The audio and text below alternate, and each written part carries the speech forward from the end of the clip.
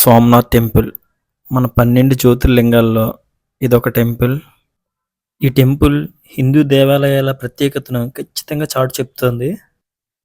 నేను ద్వారకా నుండి నైట్ సోమనాథ్‌కి అయితే బస్సులో బయలుదేరాను. యాక్చువల్లీ నైట్ ద్వారకాలో రూమ్ తీసుకుందాం అనుకున్నాను. నేను రూమ్‌కి పెట్టే కాస్ట్‌తో బస్ బుక్ చేసుకుంటే నైట్ బస్సులో పడుకొని సోమనాథ్‌కి వెళ్ళిపోవచ్చు కదా అనే ఆలోచనతో బస్ అయితే బుక్ చేసుకున్నాను. మొత్తానికైతే సోమనాథ్‌కైతే వచ్చేసాను. నైట్ 5 అయింది ఆల్మోస్ట్. నేను ఇక్కడే ఫ్రెష్ అయ్యి గుడికైతే బయలుదేరాను. ఎందుకో మనసంతా చాలా ప్రశాంతంగా అనిపించింది. అలా బొట్టు పెట్టుకోగానే. దర్శనం అయితే చాలా బాగా అయింది. ఎర్లీ మార్నింగ్ అవ్వడంతో ఎవ్వరూ లేరు. చాలా ప్రశాంతంగా దర్శనం అయింది. సోమనాథ్ టెంపుల్ చూడగానే మన హిందూ దేవాలయాల్లో బెస్ట్ వన్ అనిపించింది. చాలా అద్భుతంగా అనిపించింది. అస్సలు ఎక్స్‌పెక్ట్ చేయలేదు అంత బావుంటదని చెప్పి గుడి. గుడిలోకైతే ఫోన్స్ ఎట్టి పరిస్థితిలో అలౌ ఉండదు. అందుకని చెప్పి బయట నుంచి మంచి వ్యూ ఒకటి వీడియో తీసుకుందాం అని చెప్పి చాలా దూరం ఎళ్ళాను. నాకైతే ఈ వ్యూ దొరికింది. యాక్చువల్‌గా ఈ వ్యూ వీఐపీలకిచ్చే హోటల్ పక్క నుంచి తీశాను. నిజం చెప్తున్నాను. గుడైతే మాత్రం చాలా అద్భుతంగా ఉంది. వీడియోలో ఏమనిపిస్తుందో తెలియట్లేదు గానీ, దగ్గర నుంచి చూస్తే మాత్రం 2 కళ్ళు ఖచ్చితంగా సరిపోవు. అబ్బబ్బా! ఏం కట్టార్రా గుడి అనిపిస్తది. చాలా అంటే చాలా బావుంటది.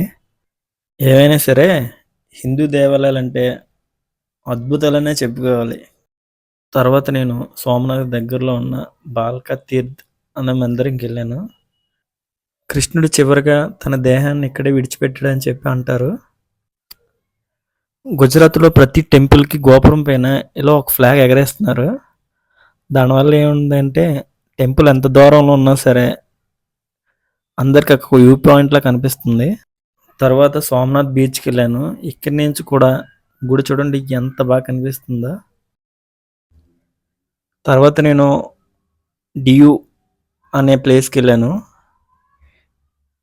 ఇక్కడ మొత్తం పెద్ద వాల్‌తో సెపరేట్ ఏరియాలా అనిపించింది. పెద్ద కోటలు ఇవన్నీ ఏదో వింతగా అనిపించింది రాజుల కాలంలాగా.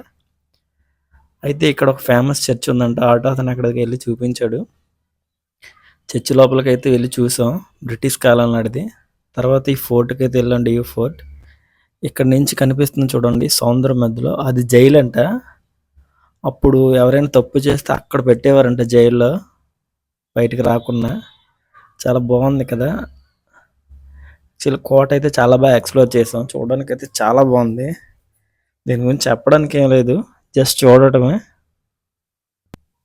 పాతకాలపు కోట కాబట్టి చాలా బాగా అనిపించింది. బీచ్‌కి దగ్గరలో చూడడానికైతే చాలా బాగుంది. మొత్తానికైతే అక్కడి నుంచి రిటర్న్ అయిపోయాం. తర్వాత మన ఇన్‌స్టాగ్రామ్‌లో బాగా ఫేమస్ అయిన బీచ్ వాటర్‌తో ఇప్పుడు అభిషేకం జరిగే 5 శివలింగాలు ఉన్న ప్లేస్‌కైతే వెళ్ళాం. చాలా అంటే చాలా బాగుంది. ప్లేస్ అయితే చాలా చిన్నగా ఉన్నా సరే భక్తులతో చాలా రద్దీగా అనిపించింది. క్యూలో ఒక్కొక్కరు ఈ అద్భుతాన్ని ఫోటోలు తీసుకుంటూ మంచి హ్యాపీ ఫేసెస్‌తో తిరిగి వెళ్తున్నారు. తర్వాత నాగోవా అనే బీచ్‌కైతే వెళ్ళాను.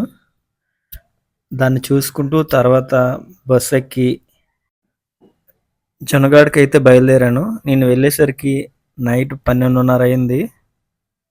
ఇది జొన్నగాడ్ రైల్వే స్టేషన్ ఎదురుగా ఉన్న ఫోర్ట్ ఇది.